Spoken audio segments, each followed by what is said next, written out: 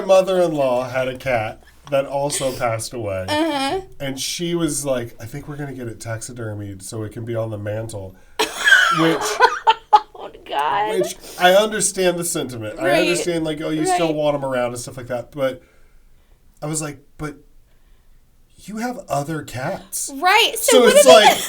So it's like Twinkles is going to disappear one day and then come back, you know, and it's like... Someday this shall be you. Yeah, like you imagine if we did that with people, where it's like you walk into work one day and Debbie's at the front desk, like...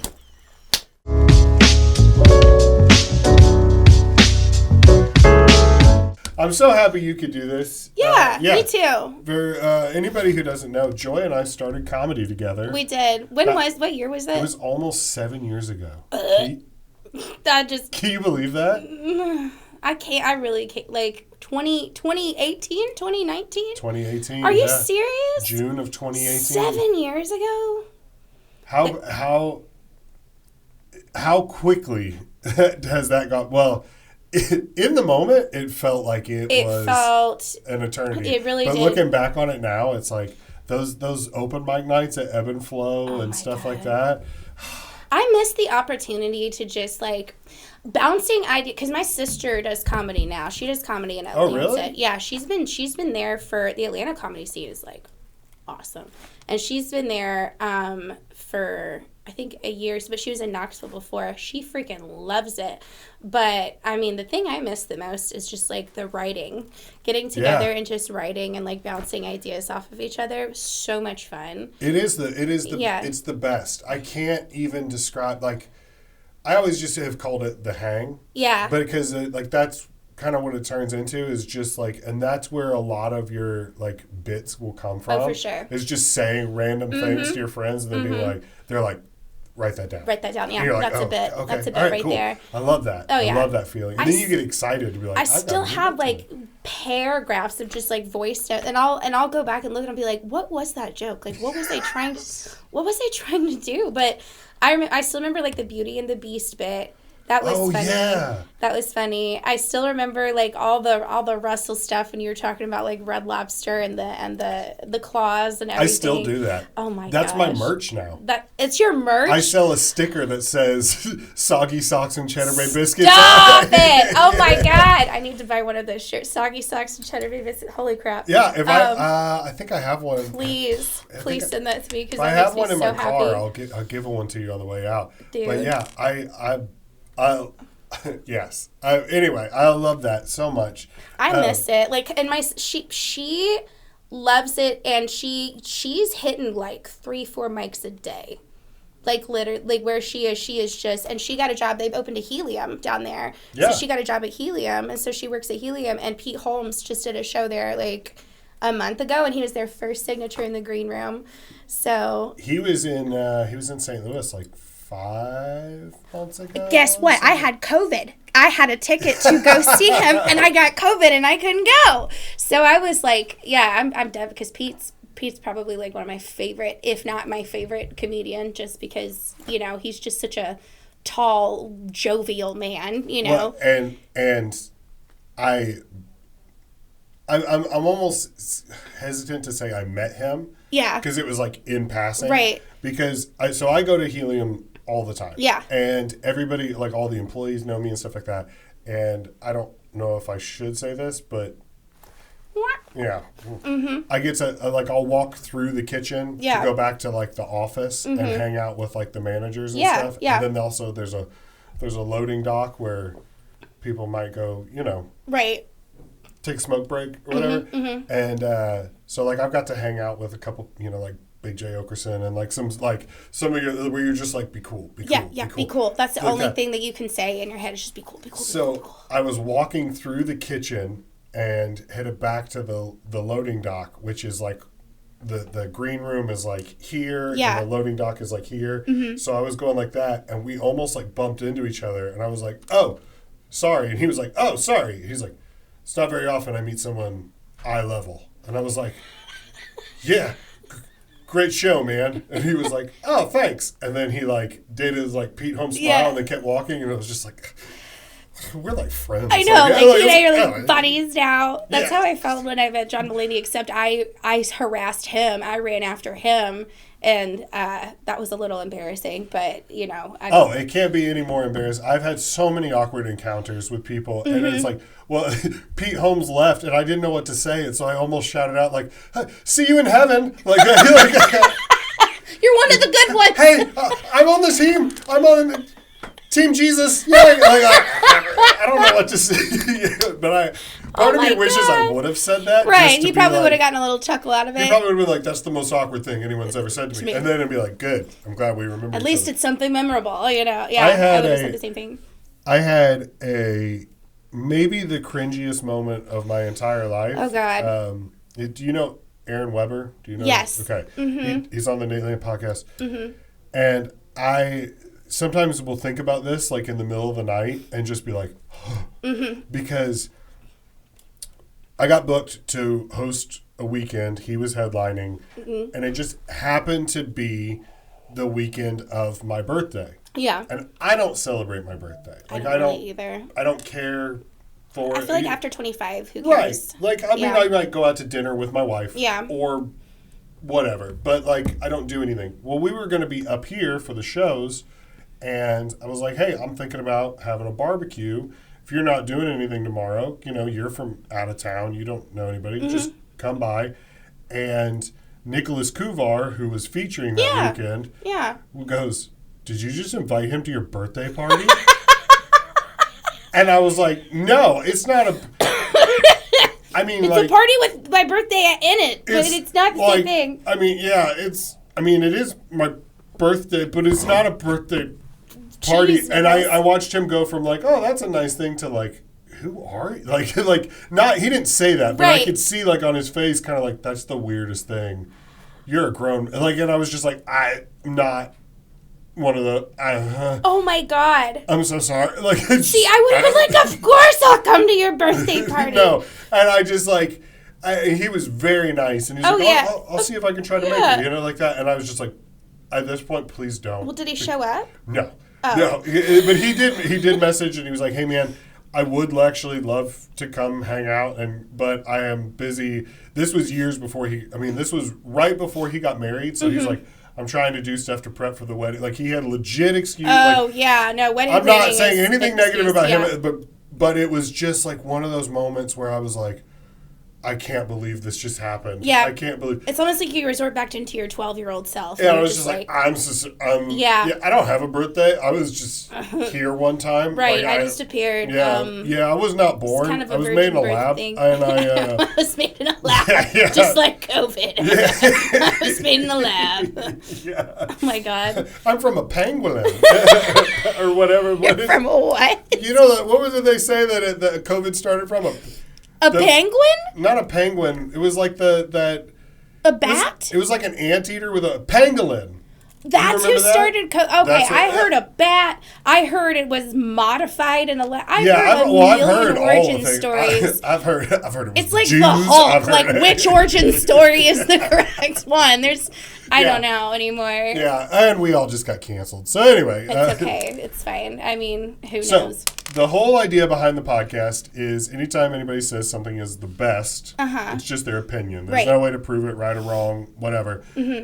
So I like to have people come and sit down and say, you know, who, what, where, when, why is the best blank. Got it. Maybe we agree, maybe we don't. It makes it a little fun to have a little back and forth. Banter. I do like that. So the first question I usually ask, just a good starter question, what is the best flavor of Gatorade? Oh, man. Blue. Obviously blue Gatorade. Okay, so two things. I agree. Blue is the best. Also, you're not a cop, which is good to know. Because, I don't know if you know this, but it has been proved in my comment section that anyone who lists the actual flavor is a cop. Yeah. I've heard that too, but why? I'm not entirely sure. But I know that sometime I asked somebody one time, like, hey, what's the best Gatorade flavor? And they said, somebody said fruit punch, and somebody said, like, white cherry, glacier freeze, like that. Is that what the blue is? Yes. And if you say the actual name, the comments were like, he's a narc, he's a cop, he's a 5-0, fed, whatever, like snitch, like just all the way. That blows my mind. Yeah, but if you say the color, you're because if you were like, if we're in the car and I'm like, hey, I'm headed in the gas station, you want anything? Yeah. You want a Gatorade? You'd be like, yeah, give me a blue one. Gatorade. No, not like a mountain freeze Gatorade. Like give a me glacier. Frostberry Blast. Is like, or who asked for the cucumber kind? All right. The original cucumber kind was a banger. What is this British Gatorade? Cucumber sandwich Gatorade. Right. Nasty. Whose idea was that? That's disgusting. Like, what is this, Wimbledon? Yeah, for real.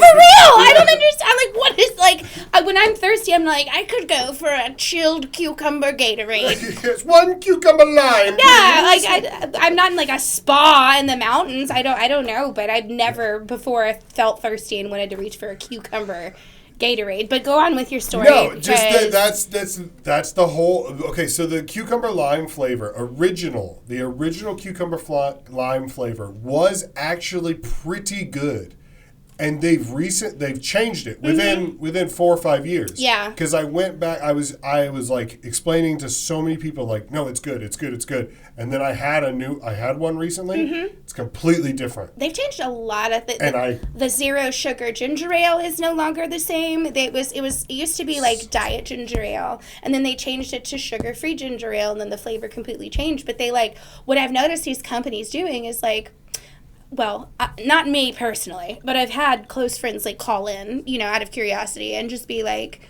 what's going on? Like, did you guys change anything? Because it doesn't taste, and they're like, no, we've changed absolutely nothing. And then like, suddenly liars. Everything will disappear, and then they'll roll it out brand new, and it'll taste like, I don't know. There's just some weird, sketchy stuff happening with like drink flavors that I don't know why.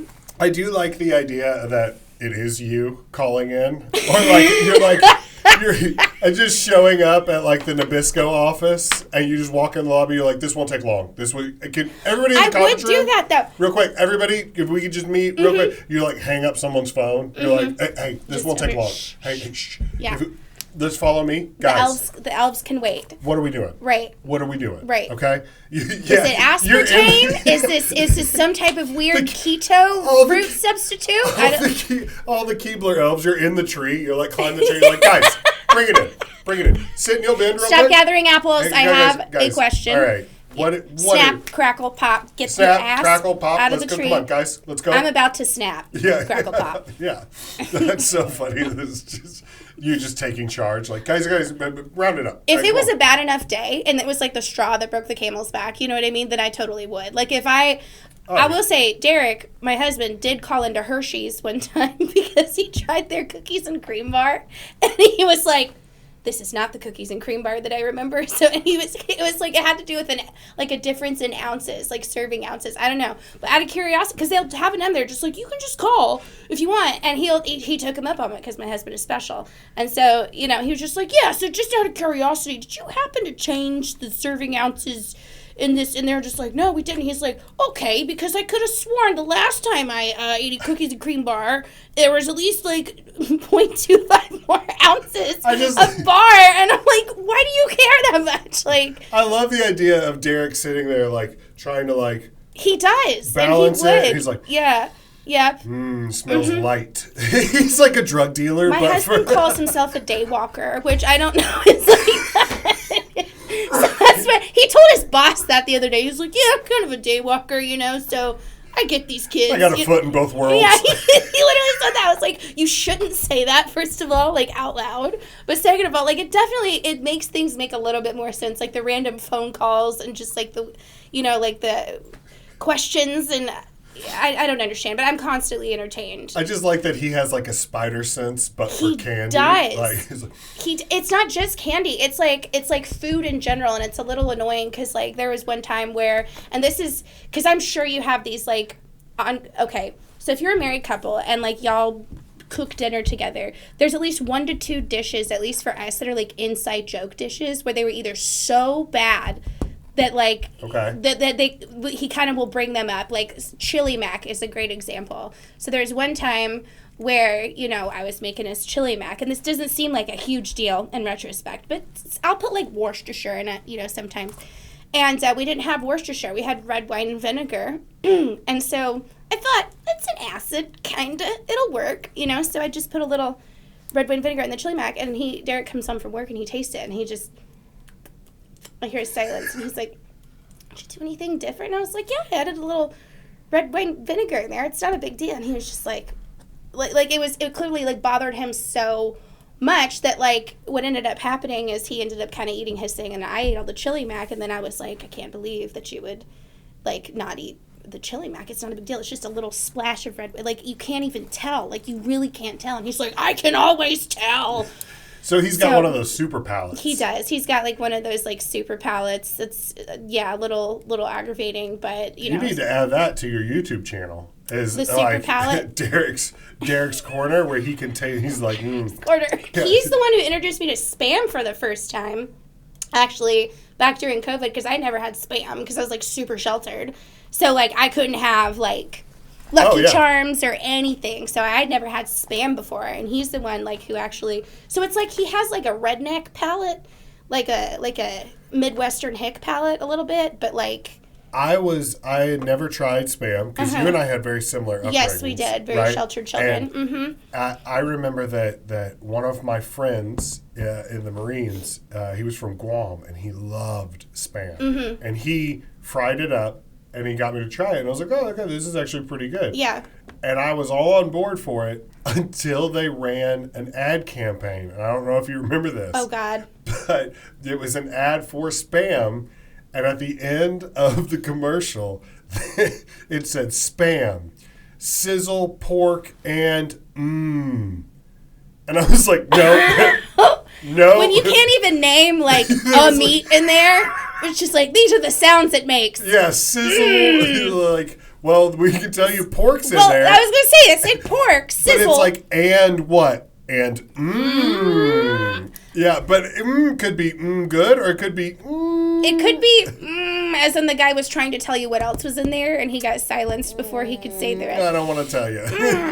Yeah, but Spam's really good. And okay, so didn't they give why does the island of Hawaii have so much Spam? Is it because like I heard they have a hard time getting their food sourced, like because Hawaii just has an abundance of Spam. I don't know why. Yeah, I think Pacific Islands, it's a huge. Didn't the government like give out a bunch of Spam at some point? Oh, I'm sure. Yeah, because I know there's the cheese. There's like government cheese.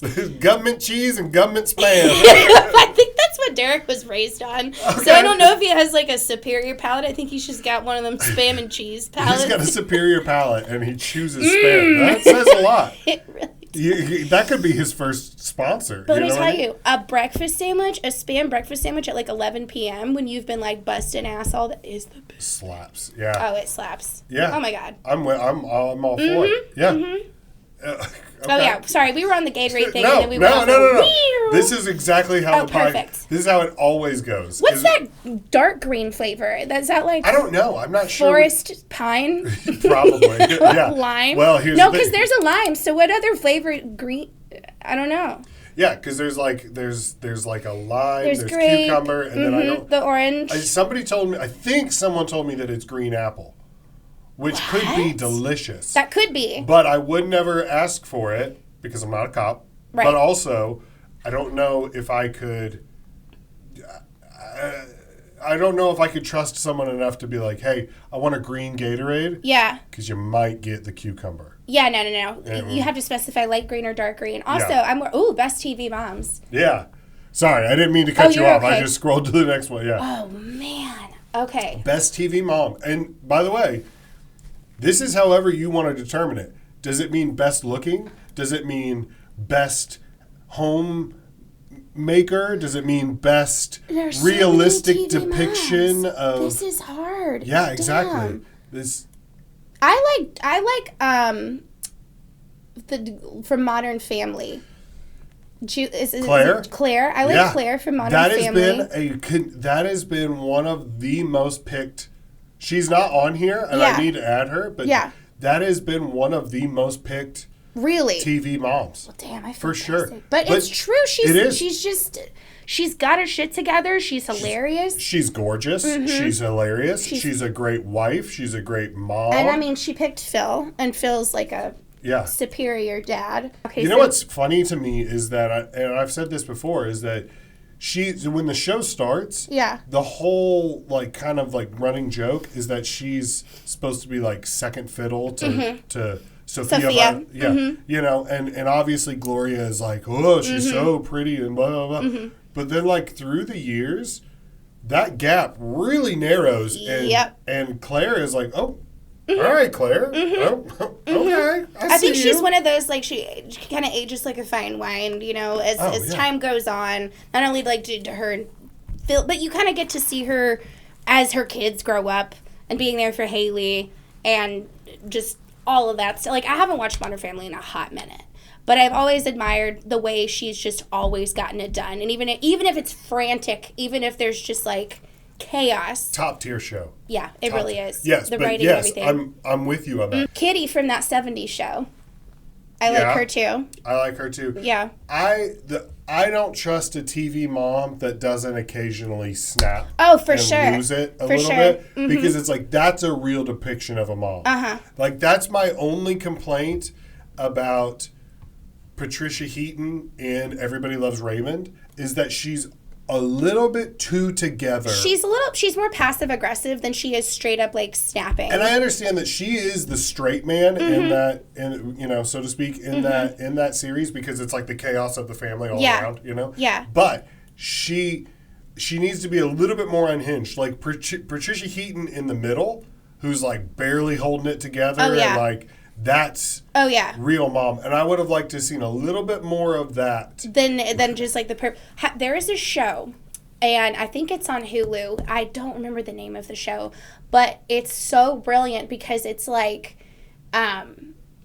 it's the girl from Schitt's Creek, and she's like the main protagonist, and it's set. She's married to this dude.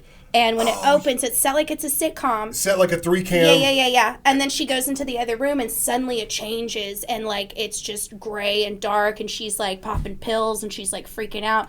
So it's like two perspectives. Like from his perspective, it's like a sitcom and there's a laugh track and it's all funny. And then when he's off camera and she goes, it becomes like a drama, like a horror thing almost, where she's like, this dude is an idiot. Like, what kind of life have I gotten myself into? My husband is a complete bozo. I don't remember the name of the show. I don't. I think I know what you're talking about. And it's like, so good though because it's just like, dude, John must die. Yeah, something like that. Yeah, it's something like that. Yeah. But it's crazy because like that reminds me of like if you had Everybody Loves like Raymond without the laugh track, that's what it would be. Yeah. So because Raymond and his parents, like if there's no laugh track, you're just like these people are absolutely insufferable. The worst human beings. Yeah, the worst human beings on earth. Yeah. Especially the mom. Oh my God. Oh yeah, I would have loved it if there was one episode where Patricia Heaton just like goes off, just turns to Doris and is just like, "Shut the fuck." Right, because that's reality. That would happen. Like, there's no way you can stay that together for that long. What's the best way to tell if someone is a bad person? Oh. Okay, so you do not have to choose from these pictures. They're just examples. Okay. Right? We've got littering, abandoning a shopping cart after you're done shopping, and the last one is drinking while pregnant. Which someone has pointed out to me that's not a great picture because some doctors will say... I thought that man just had, like, gastro issues. I thought he was allergic to the tannins. I thought it was just a professional bowler. Yeah. With, but anyway, it's the someone has pointed out to me that some doctors say you can't have, like, one glass of red wine while pregnant. The rules are different for Europeans. Like the rules are completely different because U.S. doctors will tell you like never, and then you'll go to like Italy or something and you'll see because I guess that the grains and like the wine and just everything's different over there. So they'll drink a glass of red wine while pregnant and like not think anything of it. So maybe not like but obviously if someone's binge drinking or like. Yeah. And the shopping cart thing, I would even say there are times when I've noticed like super busy moms with like screaming children under the age of 3 trying to get all their stuff loaded and then they can't. So do I only have these 3 options? No. If you have another suggestion. I've learned a lot about like just because I don't want to be like I have such a big following, but I do get like a lot of messages and a lot of like I would say if someone lays it on thick right from the gate, that's when I'm like, when I say lay it on thick, I mean like when they're telling you their entire life story and you can tell there's a lot of like, I don't trust somebody that gives me too much information about themselves right up front. And I don't want to say that means they're a bad person, but that it's like, why do you feel the need to dump all this on me? Like, before we're even friends, like we don't know each other like that. And like, I don't want to say that 100 times out of that means a bad thing, but like most of the time my gut's telling me like, like there's a reason you're trying to lay it on so thick. There's a reason you're trying to get me to trust you right away. And that means you're a little sketchy. So, I mean, I will say that when I've kind of approached that from a place of caution, like I have been right, like that person is kind of sketchy or like looking for something that, you know, I can give to them. So I will say my way of gauging, not if someone's a bad person, but whether or not they're a trustworthy person, at least to me, is if they lay it on way too thick, like right from the jump and I don't know them yet. You know. That's such a great, that's so crazy because that goes parallel with one of the best answers I've ever gotten from asking this question. Yeah. So I asked a comedian named Tommy Dangerfield. I was like, what's the best way to tell someone's a bad person? He just goes, let them talk. Ooh, and I was like, whoa. No, that's so true. Because that's exactly what you're saying. True. Because a fake person will fill a void. Yeah. And then they like are trying to like overdo it. And you're like. I feel like if you're a good person, you don't have to try so hard to prove yourself. Like, I feel like a person who is insecure about whether or not they're a good person is going to try really hard to give you proof that they are a good person. And it's like, if you're a good person, I don't need you to give me proof. Like, I can just assess that for myself. You know, and I feel like a person who's confident, like, oh, yeah, you know, they don't feel the need to get someone on their side immediately. Yeah. You know? Yeah. And it's like that's, oh, man. And I feel bad because it's like, there could be people who are having a bad day and they just need somebody to talk to. That's different. Yeah. Oh, yeah. That's different. But if it's a person who, like, perpetually has to oversell themselves and I'm like, something about you I don't trust. I don't know, you know. So, but I do have to be careful because I do have a lot of people like coming into my inbox and trying to like lay it on thick and stuff. So I'm just when someone it's weird because it's like when you do like entertainment stuff, you do want fans and you want people to like what you do. But when someone comes up and they like are like overly, oh, I love everything. Oh, I love what this. What they usually want like, is what you can give them. They usually want something like they think that you have an in that you can get with them or like connections or something like that. They don't like you. Yeah. They like what you have. Because very quickly it goes from I love this that you do, I love this that you do, I love this that you do. Hey, do you think you could help Literally. me? That's you're like, and there it is. And most of the time it's like, dude, I hate to tell you this, but the opportunities that I have, I've had to work for myself. Yeah. I can't just say I'm not that powerful. Like I can't just say and not to say that like if I did have an opportunity, you know, I'm not gonna stop. Like if someone's like, hey, would you, you know, could I use you as a reference? Yeah. Yeah. Okay. Cool. Oh, for sure. Yeah. But if someone's like, hey, could you tell them to book me here? I'd be like, well, I can, but it won't do you any good, you know, because you still have to impress them. Right. Like they like me, but they don't like everybody. Well, they like you because they've had the chance to get to know you. Yeah. Yeah. If they don't know this, like, you have to give people the opportunity to get to know you. And if you're scared of them getting to know you, why? Yes. You know, like, the older I have gotten, the more comfortable I am just letting time do its thing. Because 9 times out of 10, that's all you gotta, if you just keep your head down and you work, time will do its thing for you. Like, you don't have to, like, you know what I mean? Like, there's a natural kind of way that things have to run. I know there was somebody who was talking about, I think it was my buddy Aaron, but he was like, you're not even a good comedian until you've been doing it for 5 years. I've heard 10. I have heard 10 as well. I've heard 10. I've heard 5 years, 10 years, and it's like, dude, that's so true because I didn't even do it that long. Like when I look back on my like career, my sister, she's better than I ever was because she's been doing it longer. Like she got past that 5-year point, and I feel like that's when she really hit her stride. And for me, I'm just like, dang, like I don't feel like I hit that.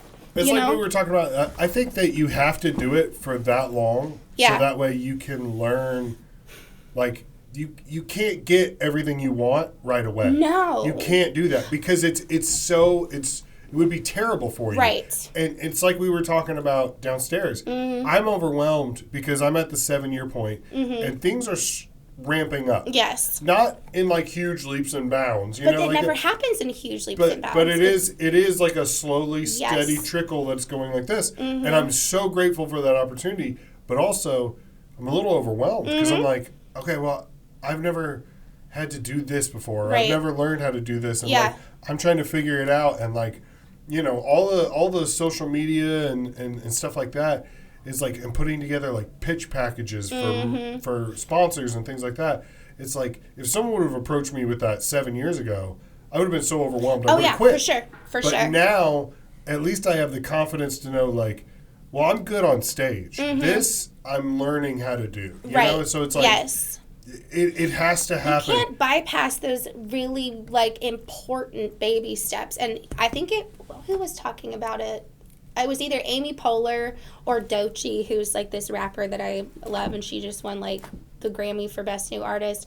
But they were talking about success and how the overnight thing, it's never that. It's like you have these tiny little baby steps that you can't bypass, and there's so many people that don't want to do it that way. They think that like, well, if you just know the right people, and it's like, well, networking's part of it, but like you can't bypass the other stuff and think that networking is like the only thing, because I've seen a lot of people who think that networking is like the only thing that matters, and so they're not working enough. They're not like writing enough, or like, I mean, I don't want to criticize because like, I mean, I don't really consider myself like a stand-up comedian anymore, just because I haven't done it in so long.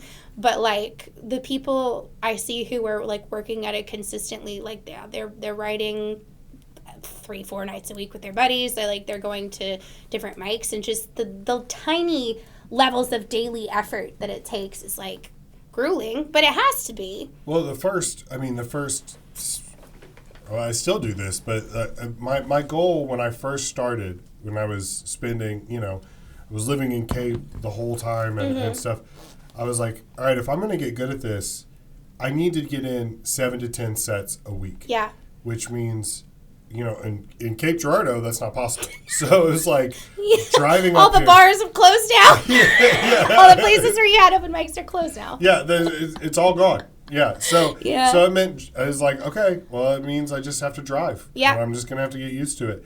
And now it's to the point where like people will call me about doing a show, and they're like, hey, would you mind driving to do this? It's 3 hours from here. And I'm like, 3 hours? That's nothing. Right, because you're so used to doing it. Okay, yeah. And then I hear some people who start comedy, and they'll be like, what open mics are going on Thursdays and stuff like that? And I'll lay them out, and they're like, oh, well, that's like 20 minutes across town. I won't drive for that. Are you serious? And I say, dude, I'm not trying to be negative. Yeah. I'm not trying to dissuade you from your dream, but if you're not willing to drive 20 minutes, then quit. Right. Because even if you're the most successful comedian in the world, your job is every week bouncing from city to city. It's travel. That's all this is just traveling. Is just hitting a different room every single weekend or every night. How many mics would you say you have in St. Louis?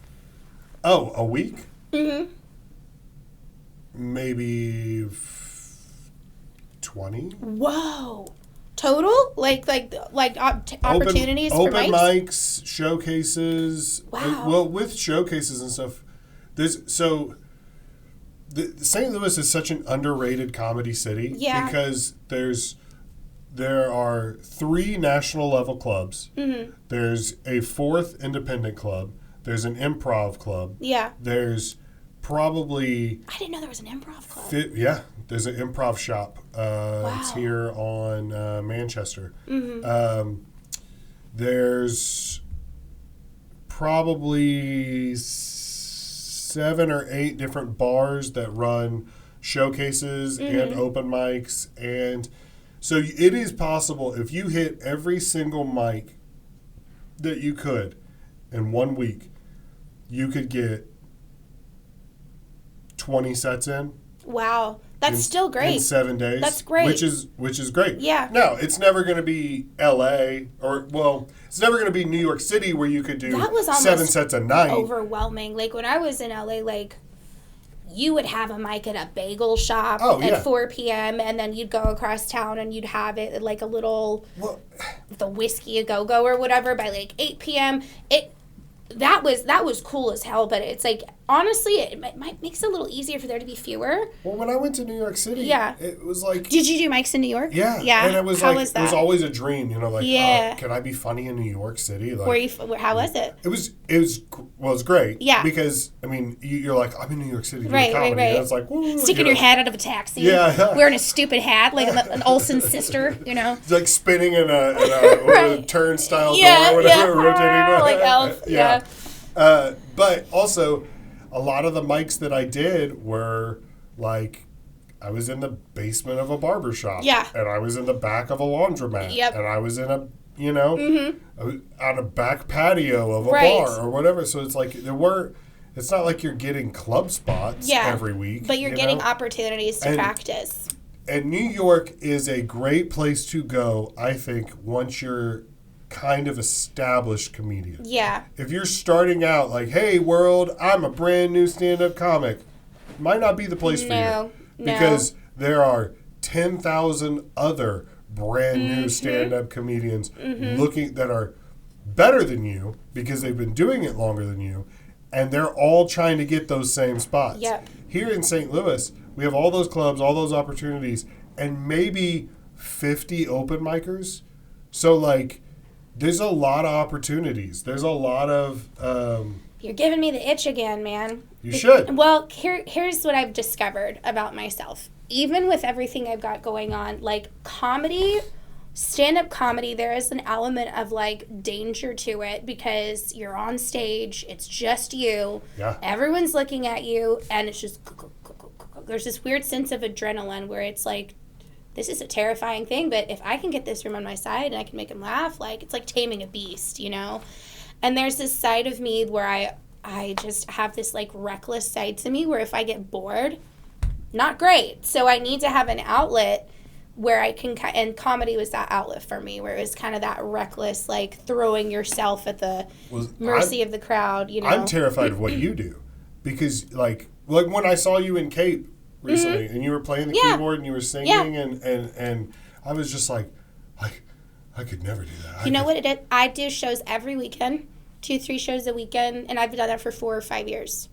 And so, and it's just like with the telegrams, it's like people are like, do you get nervous? And it's like, well yeah, but like there's at some point, and this is the cool part about doing something consistently, is you don't think about it. You just That's do it. How it is with comedy You just do it. You're like, okay, well, because if you're practicing your material and it's, the 10,000 hours rule, I don't remember if it was Jackie Chan who said, I fear not the man who knows 10,000 kicks, but the man who has done one kick 10,000 times.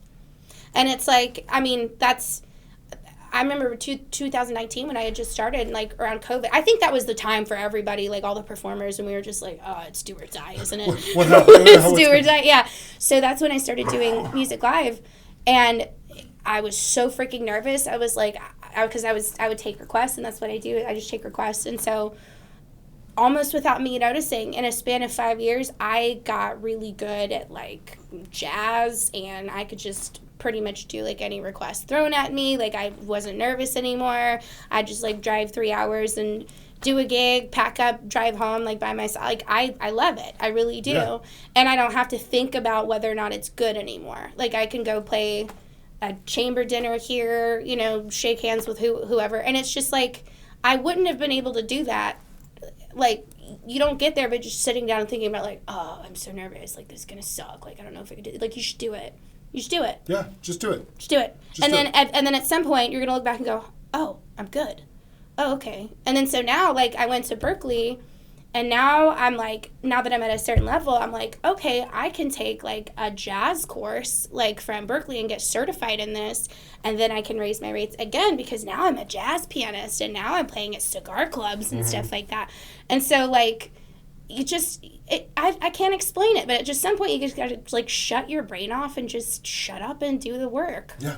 That's what I did. That's what I did with stand up. That's what I did with this podcast. Of like, and it's like I've been doing this for like 2.5 years. Yes, I remember when you. It was so bad at the beginning, and I was like trying to like, well, maybe if I get someone to help me, and it's like, no, just do it. Yeah. And I ended up because like I ended up I was like, okay, well, the answer isn't other people. The answer is me. Yes. I just need to keep doing it and get better at it and learn what I'm doing, and I'm still doing. Like I said, this is a brand new setup that I did last night. I was in here from 5:30 to almost 11 last night. Just moving just like stuff angling around. The tables, angling the cameras, angling but the devil's in the details. And you just like, okay, try it, and in 6 episodes be like, I think I figured out a better way. It's going to shift again. That's all it is. I used to have patio furniture. Because I was like, oh, it's outdoors. I've got fake grass on the ground. Like, let's make it outdoorsy looking. And I thought hanging out in patio furniture.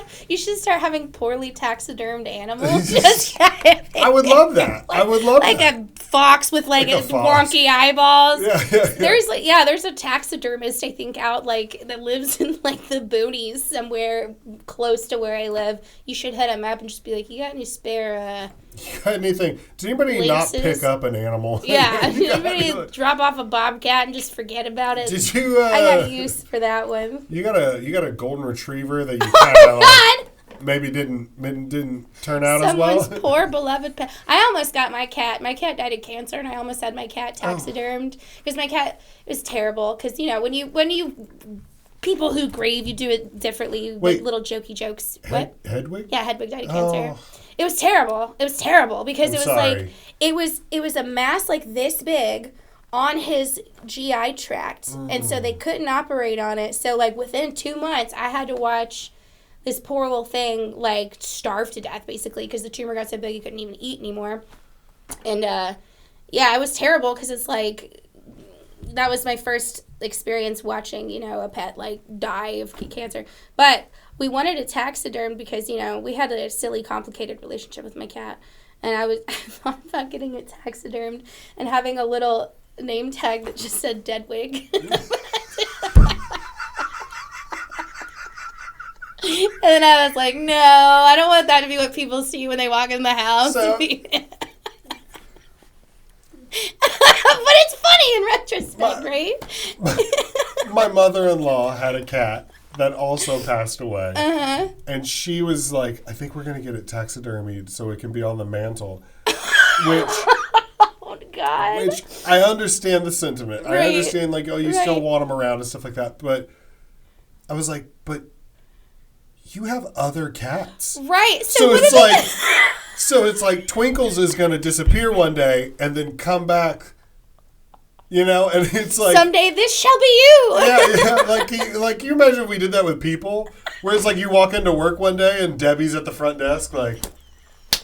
You're just like, what's with Debbie? like she looks great. Can you imagine the other cats just being like, what the hell? You lean over to like Mark in HR and you're like, if you don't stay on top of things, this will be you in a few months. You don't want to end up like Debbie, Well, we were going to hire someone else, but, we just miss her presence. We miss her presence, and honestly, she wasn't doing that much anyway, so it's like...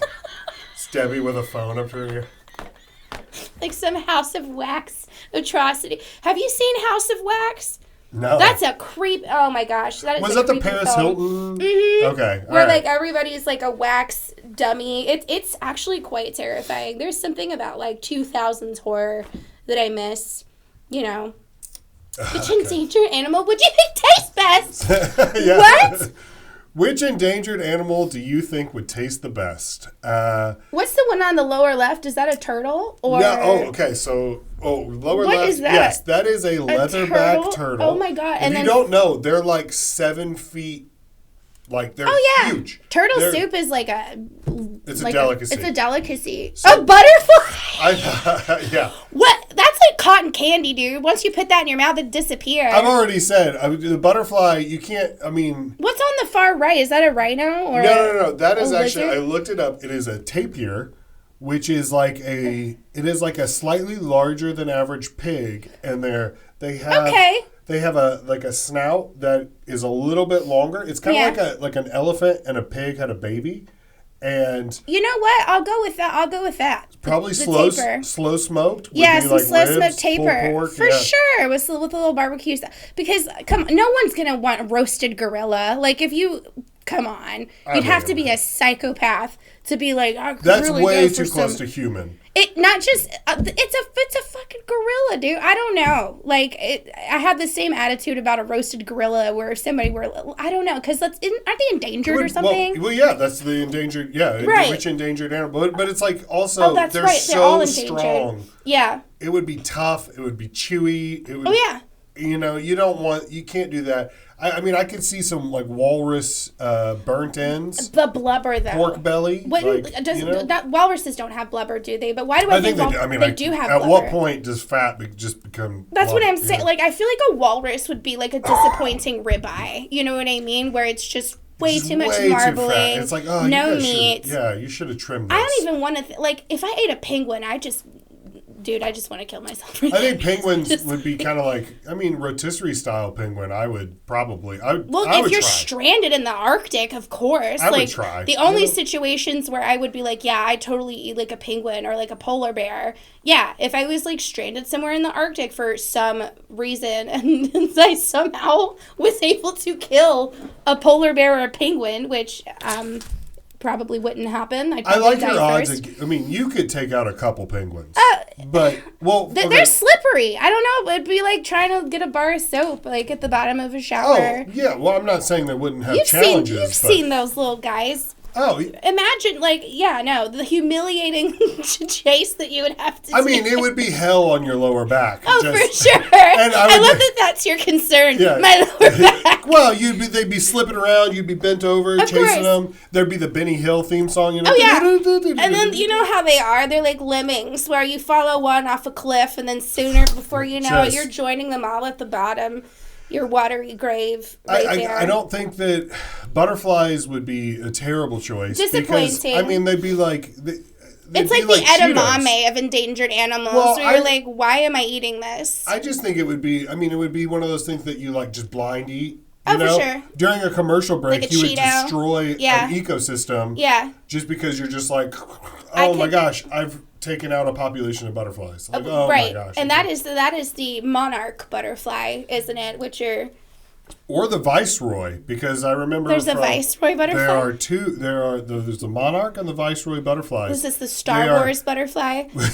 Chancellor, viceroy, senator butterfly. This is the Palpatine butterfly. This is the. No, I just remember that from 5th grade science class that the monarch and the viceroy butterflies are very similar, but one is poisonous and one is not. Oh, well, that's just great. And that's why There's a few snakes that function like that, where it's just like very tiny differences in pattern. Do you have anything you want to plug? Your social medias? Yeah, so... upcoming events, anything like that? I'm coming out with an album in May, actually. I've been working pretty hard on it, all my original stuff. So that's coming out in May. I'm engineering that, producing that, write all the songs on it. If you want to book a singing telegram with me, just to get a hold of me on socials, Facebook, Instagram, TikTok. I'll be performing around. I perform all around the tri-state area. So. And what is your at the Joy Brooker Show on TikTok, and then it's just if you just look up Joy Brooker on Instagram, you should find me. I should be. Because I think it's Joy. Joy.Brooker. Brooker. Yeah. Just making sure we get it all right. Of course. Thank you for having me. The last thing I always ask everybody when they come on is, what's the best way to fix this podcast? If you had any suggestions to make it better. I'd say add sound effects, since this is kind of an outdoor setting. I think you need a nice fountain, maybe somewhere in the corner. Trickling water. You need more trickling water sounds. You need more random caw-caw Like, we just need to really feel taxidermed animals. Taxidermy. I'm telling you, you need more knickknacks in here. I should make like a bug zapper and like for mosquitoes just in the corner. Yes, exactly. Bring in I think you need more knickknacks. That's what I would say. More knickknacks. Okay. All right. More knickknacks. Yep. I will. Well, thank you so much for coming. I appreciate you for having it. me. I'm glad it's you been could a do blast. it. Please come back anytime you want. Of course. Just message me. Let me know. Absolutely. I would be happy. I could have talked with you for another 2 more hours. Right, probably. because we always have dumb shit to talk about. Yeah, that's what we do. Yep. Thanks so much for coming. Thanks everybody for watching, and we'll see you next week.